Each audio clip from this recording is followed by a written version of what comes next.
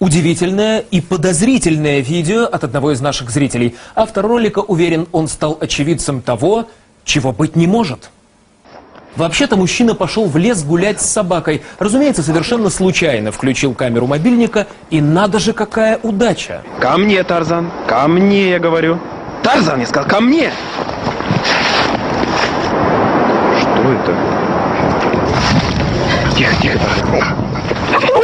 Автор ролика утверждает, что девочка провела в воздухе несколько секунд, совершала будто какие-то движения, после благополучно приземлилась. Все это под строгим присмотром мамы. Заметив мужчину, обе поспешили скрыться. Догнать их не смог даже пес. Видимо, улетели.